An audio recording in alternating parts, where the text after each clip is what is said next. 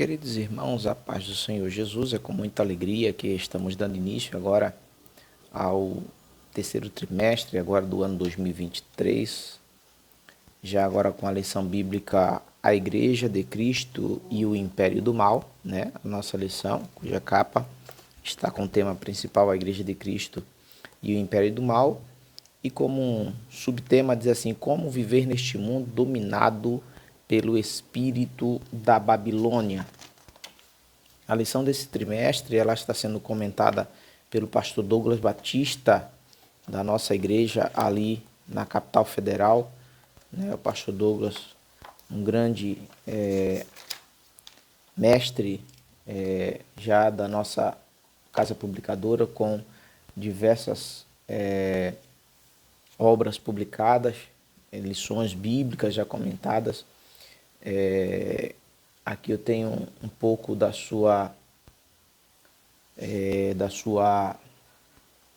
seu histórico, né, vamos dizer assim, que diz que o pastor Douglas é doutor em teologia sistemática, mestre em teologia do Novo Testamento, mestre em ciências das religiões pela Faculdade Unida de Vitória, pós-graduado em docência do ensino superior pela FACEM, licenciado em educação religiosa também pela FACEM e filosofia pela ACESB. É também pastor presidente da Assembleia de Deus Missão no Distrito Federal, Brasília, presidente da Sociedade Brasileira de Teologia Cristã Evangélica, do Conselho de Educação e Cultura da CGEDB, nossa Convenção Geral, da Ordem dos Capelães Evangélicos do Brasil, e segundo vice-presidente da Convenção dos Ministros Evangélicos de Brasília e Goiás, além de diretor-geral do Instituto Brasileiro de Teologia e Ciências Humanas. Então nós estamos diante de um grande conhecedor da palavra do Senhor, que estará nos trazendo um trabalho muito especial ao longo desse trimestre, já nos dando nesse primeiro momento a lição sobre o espírito da Babilônia e a igreja, né? Teremos 13 lições que fará a composição deste trimestre agora do ano terceiro trimestre de 2023 e abordará, irmãos, temas. Já nessa primeira lição você vai ver o livro do Apocalipse, capítulo 17, onde muitas vezes a gente sabe que tem muitas dificuldades, algumas pessoas têm uma certa resistência a entender ou aceitar ou até querer conhecer um pouco mais da palavra que está aqui registrada, esta revelação do livro do Apocalipse, e tem sim o entendimento aqui um pouco escatológico do tema, mas acima de tudo nesta lição ele trouxe a ética cristã, né? A apologética, a defesa da fé cristã, aonde nós precisaremos estar imbuídos de entender tudo o que está sendo abordado, se esforçar para, uma vez entendido, compreendido, pô-lo em prática em nossas vidas. Esta será a tônica do nosso trimestre, né? Ele trará, o nosso querido pastor Douglas trará essas múltiplas variáveis que nós estaremos aí trabalhando ao longo do trimestre. Já nesse primeiro domingo, domingo dia 2, né, do mês 7, agora de julho, nós estaremos falando sobre a igreja diante do espírito da Babilônia. E já na introdução, na apresentação, dos objetivos aqui da lição, eu sempre faço menção, o pastor Douglas ele já escreve dizendo que o professor ele apresentará os significados de Babilônia. No tópico 2, ele vai elencar os sistemas que formam o espírito da Babilônia. E no 3, demarcar a posição que se espera da igreja nesse contexto. Queridos, não estamos vivendo um momento muito complexo, muito difícil na igreja do Senhor nos dias atuais. Tenho aqui liberdade, sem dúvida, pois eu tenho conversado com o nosso pastor setorial, nosso pastor Cláudio Bastos, que uma das minhas maiores preocupações, né, Não que outras áreas ou outras coisas não nos preocupem na qualidade de ministro da igreja, é o tratamento com a juventude e adolescente nos dias em que vivemos, aonde por muitos tem havido uma legalidade nas lideranças e tem sido promovida para estes jovens a sensação de que pode, de que não existe limite, de que a palavra qual Paulo deixa registrado, que todas as coisas me são lícitas, mas nem tudo me convém, ela não precisa ser observada. E isso está de uma forma um tanto quanto preocupante no meu simples e humilde conceito. Por quê? Porque amanhã, quando sairmos dos púlpitos da nossa igreja, se Jesus não tiver vindo e arrebatado o seu povo, claro, são estes jovens de hoje, adolescentes de hoje, que estarão assumindo as cadeiras. E se essas pessoas aprenderem dessa forma hoje, como ensinarão amanhã? Então, a lição deste trimestre, começando pela lição deste domingo, dia 2, ela nos traz vamos dizer assim, uma percepção de que a igreja ela não pode, em momento algum, ou não deve, declinar de tudo isso que nós já aprendemos. Paulo, quando escreve a Timóteo, ele cita um versículo da sua carta que diz assim: Timóteo, permaneça naquilo que você aprendeu. Então, irmãos, chegamos hoje, comemoramos agora recentemente 112 anos da Igreja Evangélica Assembleia de Deus. Deus tem nos abençoado de uma forma sobrenatural, mas temos visto algumas coisas se esvaindo da Igreja do Senhor, da Assembleia, daquilo que nós aprendemos, e de uma forma racional. Não é porque está sendo camuflado ou porque não está sendo mostrado, visto, conhecido, não. É de uma forma deliberada, não é? Por quê? Porque isso é coisa do passado, abre aspas, né? Isso é coisa do passado, não temos necessidade, pois a sociedade mudou. Realmente a sociedade mudou ao longo dos anos, é uma evolução natural do ser humano, mas a palavra de Deus ela permanece a mesma, não é? Então, no primeiro tópico da lição, o nosso autor ele traz a apresentar o significado de Babilônia, que são exatamente esses significados que nos abrem os olhos para tudo isso que está acontecendo. Eu lerei aqui um versículo, um texto, aqui da introdução da lição, lerei 2 parágrafos. Um diz assim, logo no início: o Apocalipse é a revelação de Jesus Cristo, Apocalipse 1, versículo 1, parte A, cujo propósito é mostrar as coisas que breve devem. Observe que o autor não escreveu, não deixou aqui registrado, que breve podem acontecer. Não, ele disse breve devem acontecer. Brevemente devem acontecer, ou seja, acontecerá. Está chegando. O arrebatamento da igreja é uma verdade. A grande tribulação é uma verdade. E a nossa igreja ela ensina o pré-tribulacionismo. É uma verdade. Então, entendam que essas coisas vão acontecer. Eu sempre cito essa expressão. A Bíblia não diz que muitos foram chamados, ou seja, Deus ele quer todos. Bom seria que o mundo, em toda a sua totalidade, se arrependesse de seus pecados e se voltassem para Deus. Mas a Bíblia complementa que, embora Deus queira todos, existe uma parte que são os escolhidos. Não estou falando aqui de doutrina da predestinação, né? Muitos são chamados, mas poucos escolhidos. Aí eu cito essa expressão: eu escolhi ficar do lado dos escolhidos. Eu optei por ficar do lado dos escolhidos. É uma escolha minha, né? Então vamos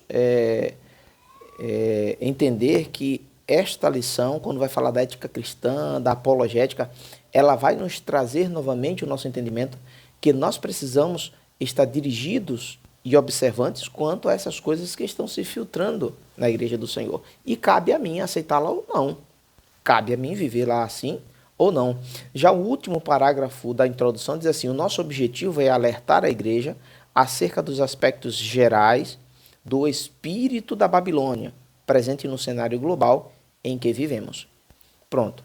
Acredito que daqui, neste texto agora escrito e lido, para quem está nos ouvindo, nós já começamos a se deter especificamente nessa retórica que eu já apresentei, no que eu já apresentei anteriormente.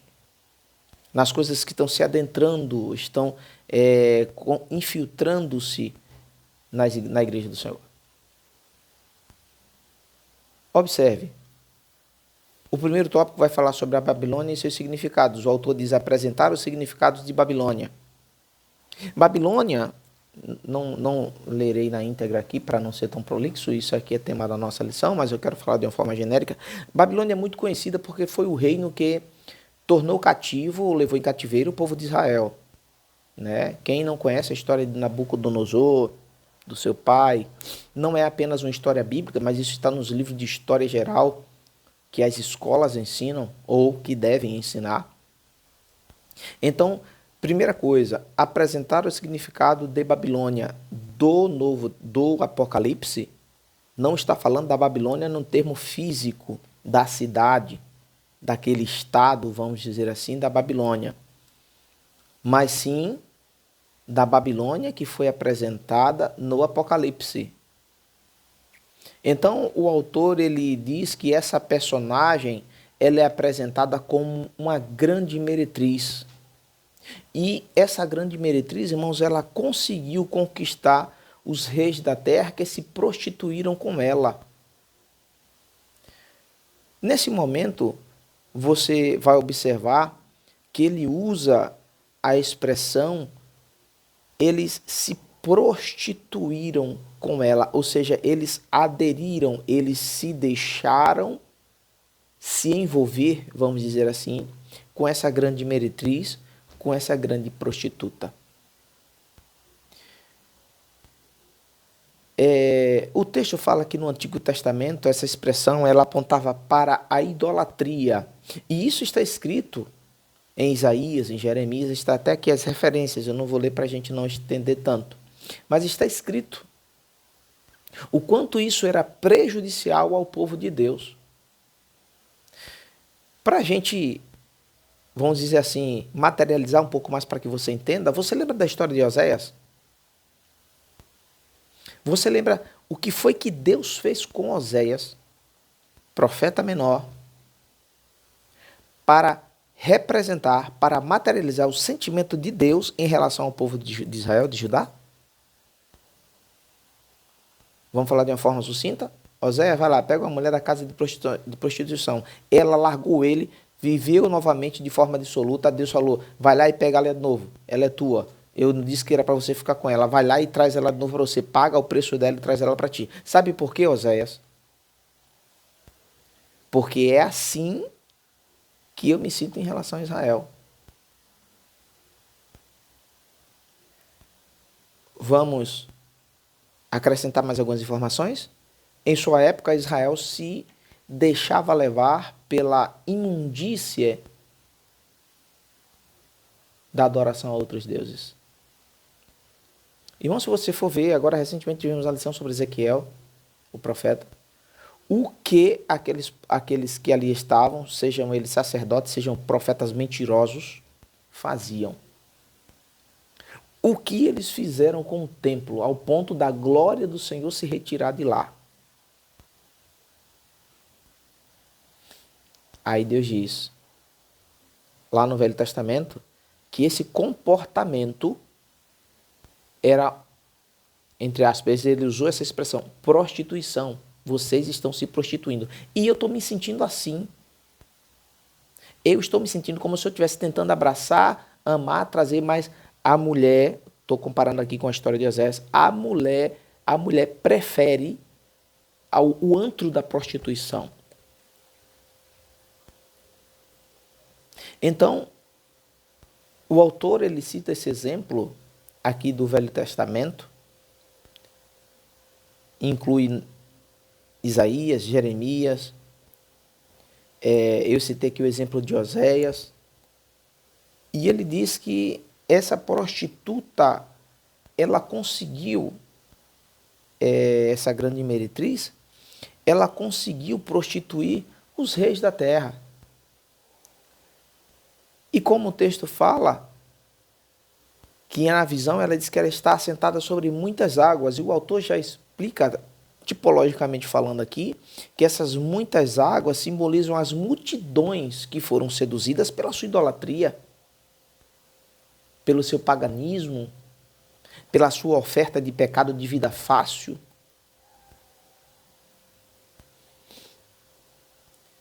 Eu posso parar aqui e dizer assim, falei aqui alguns minutos atrás, citei o exemplo da preocupação que nós temos com a juventude e com a igreja num todo, não é? Irmãos, observem, o arrebatamento da igreja está chegando. Essas coisas estão registradas na Bíblia. Então por que é que muitos optam por olhar as facilidades e não viver a essência desse evangelho a qual foi ensinado desde o princípio? Se foi ensinamento, temos aí nossos cultos de doutrina, temos as nossas escolas bíblicas dominicais, temos agora até YouTube. Claro que eu reforço sobre a necessidade de observar aquilo que você está acompanhando, para ninguém estar te levando para um precipício. Você já tem a referência bíblica e os ensinamentos da igreja. Então basta você ver que existe uma discrepância na harmonia de uma defesa e da outra, que você já tem aí uma boa referência para ter como baliza, como direção. No primeiro tópico, quando ele fala sobre esse significado da Babilônia, ele vai falar sobre a besta e a mulher que está sobre ela. E isso, irmãos, aponta, não é, sobre essa unidade, essa união, essa montaria perfeita, porque quando a gente fala de andar a cavalo, né, por exemplo, você precisa existir, uma harmonia entre o cavaleiro e o cavalo, o animal. Senão, ou os dois sofrem, ou um ou outro sofrerá mais. Então, essa união, né, a qual o texto ele fala, o autor ele diz entre cavaleiro, que é a mulher, e a montaria, que é a besta, são as forças que se unem, forças religiosas, força econômica e política, forças dos sistemas, né, religioso, econômico, político, que se unem para afrontar a palavra do Senhor, o ensinamento a qual Deus ele deixou para que a igreja observasse e praticasse. Temos visto aí em uma escala absurda essas verdades acontecendo em nossos dias. É por isso, irmãos, que quando o autor ele deixa registrado aqui no Apocalipse que essa Babilônia, ele cita, ele usa o termo a grande prostituta, né? A Babilônia, não está falando de uma forma alheia, não. Tudo tem uma simbologia, tudo tem uma resposta, não é aleatório. Eu quero que você entenda agora de uma forma bem sucinta, a gente vai falar aqui. Observe o que foi a Babilônia, trazendo agora para o material.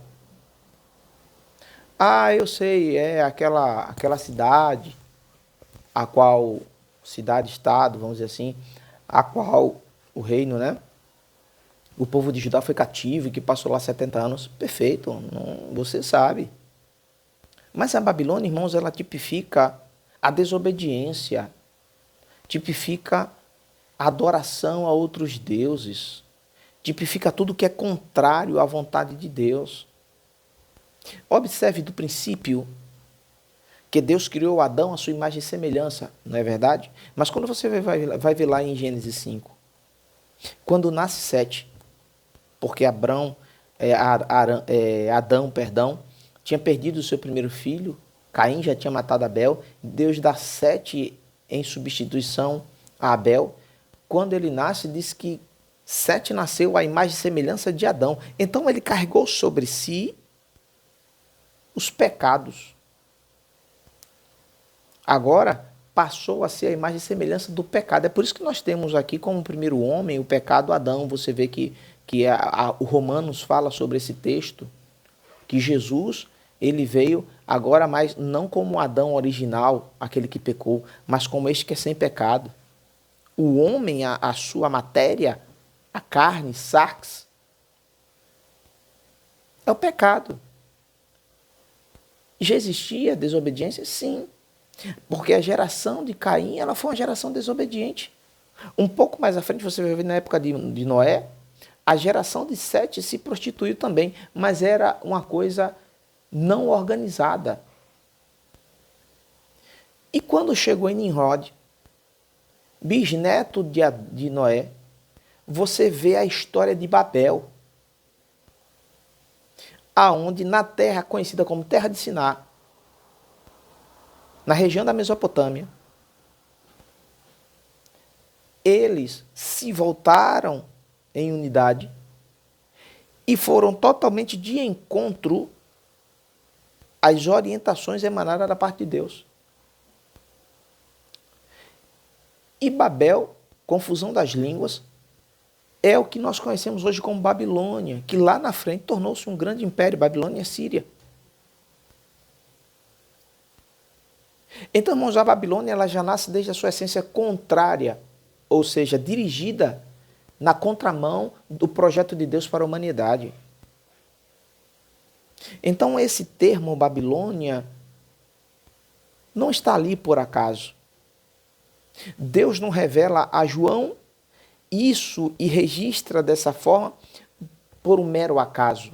Não. Quando a gente fala do viés de desobediência, direção profana, contrária à vontade de Deus, tudo isso não é porque era a Babilônia, aquela grande cidade, não, é porque desde um princípio a Babilônia se configurou-se desse jeito. Tenha cuidado para que essa meretriz ela não consiga contaminar e convencê-lo ou convencê-la de que o que ela diz é verdade.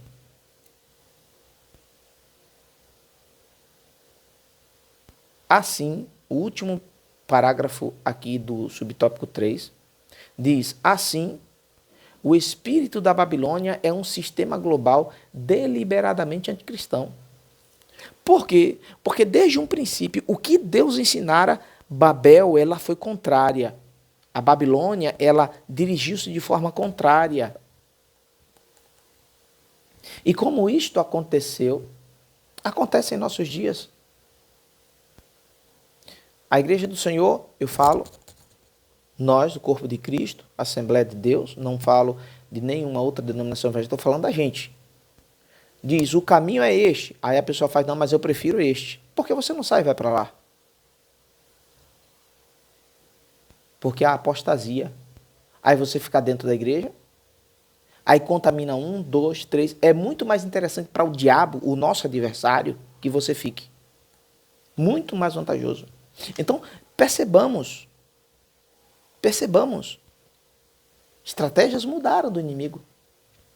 Muitas vezes a Babilônia, o espírito da Babilônia, como está escrito aqui, o espírito, ele conseguiu contaminar, ele conseguiu convencer a muitos já, nos dias que vivemos, dessa verdade. Esse espírito da Babilônia, irmãos, tem adentrado de forma avassaladora em muitos lugares. Mas essa é a oportunidade de você dizer, em nome de Jesus, nós não vamos deixar isso acontecer aqui. Ore, peça força a Deus, jejue, leia a Bíblia, se apega com Deus. Creia nas verdades a qual Deus já te ensinou através da palavra e dos homens de Deus que vieram antes da gente. E de tantos outros que ainda estão em nossos dias. O espírito da Babilônia, ele não pode vencer. E não vai. Então, o tópico 2, que entra essa expressão, o espírito da Babilônia, vai falar sobre o sistema religioso, o sistema político-cultural e o sistema econômico. E eu gostaria aqui já de citar alguns textos que estão aqui perdão, algumas palavras que estão aqui no texto, para que você, meu querido aluno, professor, observe também. Aqui ele fala, no subtópico 1 do item 2, ele fala assim: além disso, o argumento da liberdade estimula a devassidão por meio do afrouxamento da moral. Aí ele fala: o ecumenismo doutrinário provoca erosão da fé bíblica. O relativismo rejeita a doutrina dos apóstolos e a autoridade bíblica. O humanismo reinterpreta e ressignifica os mandamentos divinos. E o sincretismo mistura o sagrado com o profano. Ele falou aqui de ecumenismo, relativismo, humanismo e sincretismo. Nosso pastor Douglas Batista. Eu trouxe um conceito básico para que você tenha um pouco mais de informação aqui dentro desse contexto. Quando ele fala de ecumenismo, irmãos, ecumenismo, um conceito básico, é buscar pela unidade entre todas as igrejas. Ou seja, buscar a união apesar das diferenças. E agora, então eu não posso ser amigo de uma pessoa que é crente de outra igreja? Eu estou falando isso aqui? A nossa igreja não ensina isso. Se alguém falou para você que nós ensinamos isso, você está enganado. Nós precisamos ser seres sociáveis e sociais, assim como Deus nos criou. Mas eu não sou obrigado a aceitar aquilo que equivocadamente se ensina à luz da Bíblia. Pronto. Aí se a sua amizade não puder coexistir com esta pessoa, você não é obrigado a tanto.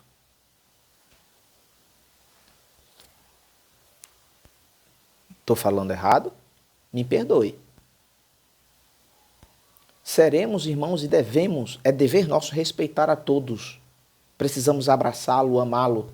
Mas existe uma coisa que não pode ser diluída nem colocada em segundo plano. São as verdades bíblicas a qual a nossa igreja, a qual o Senhor tem nos ensinado. Se vai de encontro, cita um exemplo aí. Podemos citar inúmeros. Não é verdade? Vamos citar um. Batismo. Não, meu irmão, é porque lá na igreja a gente chega, joga uma águazinha assim, ó, tá batizado, tá repreendido em nome de Jesus. A Bíblia não fala isso? A Bíblia fala assim? Não, então você vai defender que na sua igreja é assim porque é a Bíblia. Batismo com o Espírito Santo. Tem números aí dizendo que isso aí ficou na época apostólica, não é pra gente não. Mas você lembra que em nossa igreja, ao longo do ano passado, 2022, inúmeras pessoas foram batizadas com o Espírito Santo ao longo dos estudos que nós fizemos no nosso curso de doutrina? Como é que você pode aceitar que uma outra doutrina pregue isso? Aí você vai lá em Gálatas capítulo 1, Paulo fala, ainda que desça os anjos e pregue algo diferente, é anátema, é maldito. Mas o ecumenismo tem buscado isso em nossos dias. E tem muita gente balançando essa bandeira achando lindo. Lindo, lindo, lindo, lindo, lindo. Não, irmãos, não é por causa disso que a gente tem que... Não, é verdade. Cuidado com o que você fala e como você fala. Que é para você não estar ensinando errado.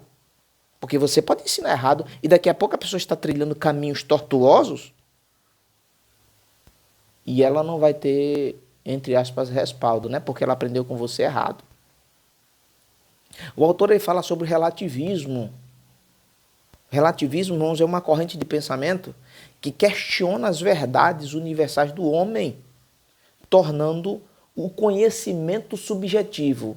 Depende do seu referencial. É pior do que as leis de Newton.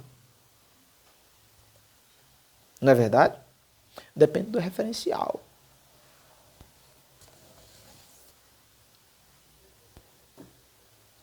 E isso tem adentrado as igrejas. Não, mas isso aí eu acho que não tem nada a ver. Coisa que ficou no passado.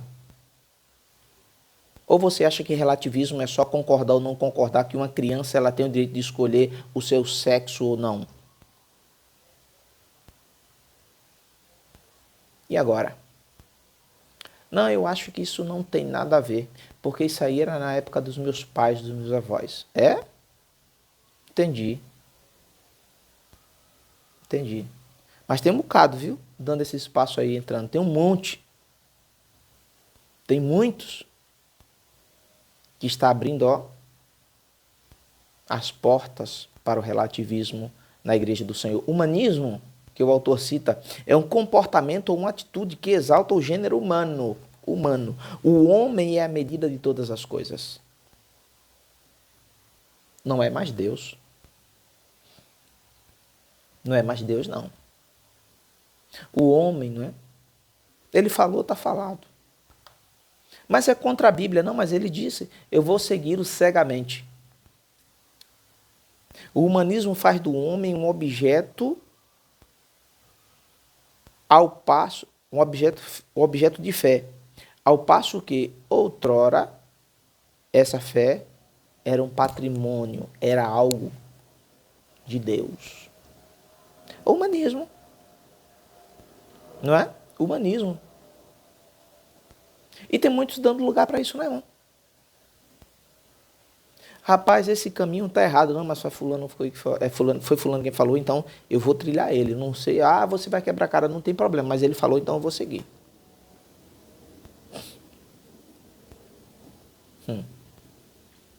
E por fim, o sincretismo, que o autor ele fala, o nosso pastor Douglas Batista, ele fala sobre sincretismo. Sincretismo é a fusão, a união de diferentes doutrinas para a formação de uma nova.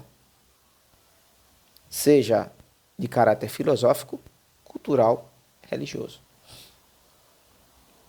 Não estão criando aí agora os desigrejados? Sob o pretexto de dizer que não precisa mais estar na igreja? Não precisa de A, de B ou de C. Você tem só um exemplo aqui bem raso. Então o autor ele fala que essas coisas, esses sistemas têm se filtrado no meio da igreja. Agora observe, irmãos, quando a gente fala igreja, nós não estamos aqui falando simplesmente de igreja templo. A igreja sou eu e você. Nós nos reunimos no templo. Aí quando isso entra no meu coração e eu vou me reunir no templo, eu vou totalmente diferente. Totalmente diferente. Já temos aqui um bom tempo. Eu quero já estar encerrando, já falando aqui um pouco apenas do último tópico sobre a posição da igreja diante do espírito da Babilônia. Como é que você tem se posicionado?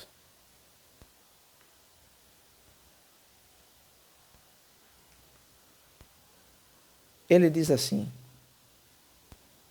nesse aspecto, a ortodoxia cristã tem a Bíblia Sagrada como a suprema e inquestionável árbitra entre a matéria de fé e prática. Você tem aberto espaço para questionamentos?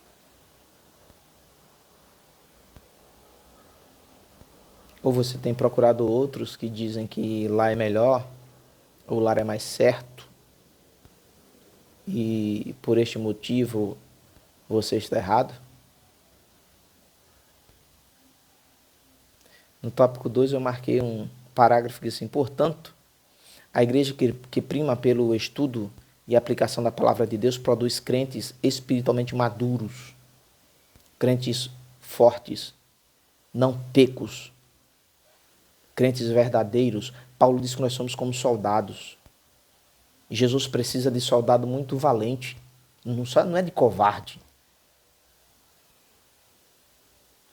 Esses crentes maduros, fortes, robustos, eles são capazes de resistir ao espírito da Babilônia, que está presente em nosso século, num século global. O crente que está na qualidade de estudando, vivendo a palavra do Senhor, ele não se conforma com o presente século. Muitas vezes ele é hostilizado. É tido até como extremista.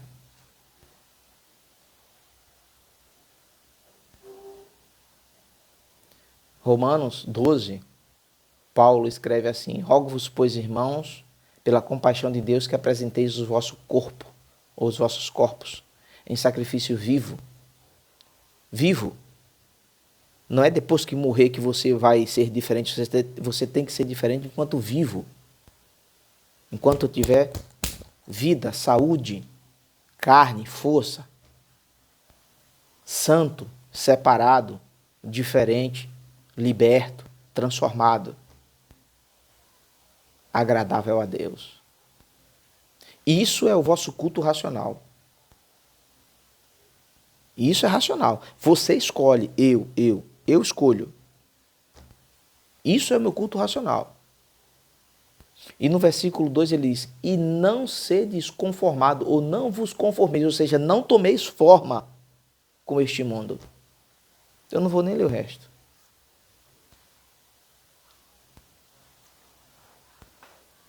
Portanto, o crente maduro, o crente vivo, fortalecido pelo poder da palavra, ele é capaz de resistir.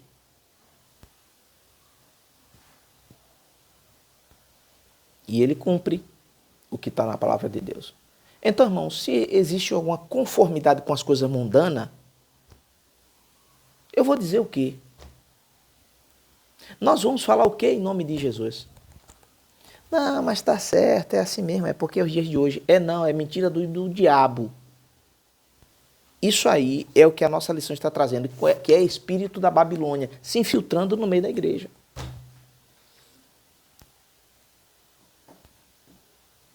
Mas vamos ser fortes. Vamos adorar a Deus em espírito e em verdade.